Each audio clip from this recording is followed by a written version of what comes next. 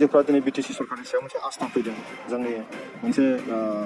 allied जि मोनसे सरकार बेनि सायाव मोनसे फोथायनाय फैदों गतिके बिनि थासारिखौ दिनै हाग्रामा महिलाया हमथानो हानाय नङा बिथांमोना थेर बेथेर जालांबाय आरो फैबाय थानाय समाव खुलुमबाय लोगोफोर नोंथांमोनखौ दिनैनि गोदान भिडिअआव बरायबावनाय जाबाय दिनैनि भिडिअआव मानि सोमोन्दै नोंथांमोना थाम्बनेलाव नायनानै मोनथिखाबाय जानांगौ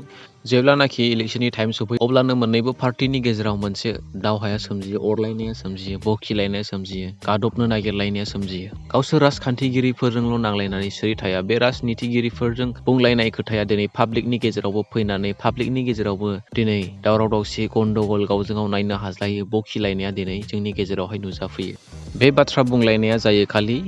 UPPL आरो BPF बे मोननै जोंनि जि BTCनि राजनितिक हान्जा बे मोननै हान्जानि गेजेरावल' बांसिनै गावजों गावनो जुजिलायनाया दिनै सफैदों बिथांमोना नेसनेलनि एबा हादरनि जि गिदिर पलिटिकेल पार्टि बेजों बिथांमोना नांज्लाया बिथांमोना एसे एनैल' बुङो नाथाय जेब्ला जे मोनसे BTCनि मोनसे पलिटिकेल पार्टि बे पार्टिजोंल' गोबाङै बाथ्रा बुंज्लायनाया जाफ्लेबाय थायो नाथाय मानोना जोंनि BTR एबा BTCनि मोनसे पलिटिकेल पार्टिया BTC एबा BTR आव थानाय मोनसे पलिटिकेल पार्टिजों गोरोबज्लायनो हाया बिथांमोना पावाराव फैनो थाखाय थोजासे बिबांनि मोनसे केन्डिडेटना देरहायाब्ला बिथांमोना बै मोनसे नेसनेलनि पलिटिकेल पार्टिजों लोगो लानानै मोनसे सरकार दानो थाखाय बिथांमोना नेसनेलनि पलिटिकेल पार्टिखौ बिथांमोना जेबो बुंनो हाया मानोना इयुनाव बिथांमोननि थाखाय नांगौ जुदि बिथांमोना माबा मोनसे बुंनानै लायोब्ला बिथांमोना गोहोखौ खोमानानै लानांगोन बेरेखा दोलोआसो गोहोखौ मोनगोन बेनि थाखायनो दिनै जोंनि BTRनि पलिटिकेल पार्टिफ्रा दिनै आसामनि एबा भारतनि गिदिर मोनसे पलिटिकेल पार्टि BJP फोरखौ जेबो बुंनो हाया जुदि जोंनि पलिटिकेल पार्टिफोरनि गेजेरावहाय बेबायदिनो गोरोबलायनाय गैयाब्ला सानसे समाव ना थागोन UPPL ना थागोन BPF खालि थागोन BJPल' थागोन जोङो दिनै BJP पलिटिकेल पार्टिखौ ओरैबायदि गोहो गोरा होननानै जोङो मोनथिनो मोनो जुदि नोंथाङा बिथांमोननि माबा मोनसे बेरेखा बुङोब्ला बिथांमोना नोंखौ जेलाव सोगोन BJPया बेबायदिनो खामानि मावबोगासिनो दं जुदि सोरबाफोर गावसिनि बेरेखा बुङोब्ला दिनै बिथांमोना BJPया माखासे केसफोर माखासे नंगौलाबो नङालाबो केस जाबसिना होनानै बे मानसिखौ हमनानै जेलाव सोयो दाखालिसो दिल्लीनि CM अरविंद केजरीवालखौ ED केसनि गेजेरजों बेखौ जेलाव सोबाय बेबायदि केस फान्दायनानै दिनै जोंनि माखासे पलिटिकेल लिडारफोरखौबो सानसे समाव BJPया बेबायदिनो जेलाव सोगोन जुदि जोङो सांग्रां जायाब्ला BJPनि प्लानानो जाहैबाय दिनै जोंनि जे BTR बेयावबो गावसिनि गोहो बोलखौ बाहायनानै रायजो खुंनो थाखाय बिथांमोना गोसो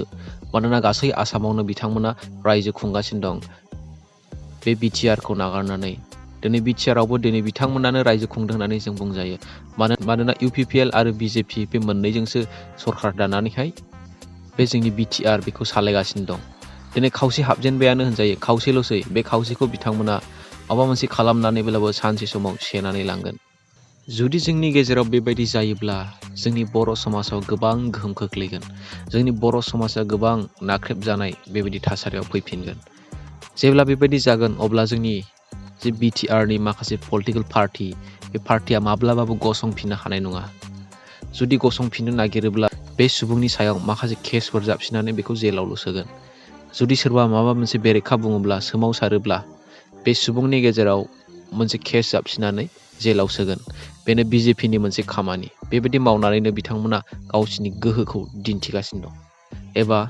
दिनै जोंनि BTRनि पलिटिकेल पार्टिफ्रा बेखौ सानदांदोंना बेखौ मोनदांदोंना आरो बेबायदिनि थाखाय गावखौ रेडि खालामनानै दङ नामा नाथाय सानसे समाव बेबायदि जानो हागौ जानायनि सम्भाबना दङ मानोना जोङो बेखौ नुगासिनो दं गावनि मेगनजोंनो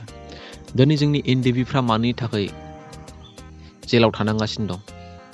दिनै जोंनि मुंख्लं NDBफ्रा मानि थाखाय दासिमबो जि रिहेबिलिटेसन बेखौ मोननो हायाखै मानोना बेयाव BJP दङ UPPL सरकारा हारसिङै बेखौ मावनो हाया बिथांमोना ना होनोब्लानो बिथांमोना मावनो हाया रायजो राजा नोंथांमोन BJPया दिनै जोंनि BTRआव साग्लोबनो थांगासिनो दङ जुदि जोङो नायोब्ला जोङो मोनथिनो हायो जोंनि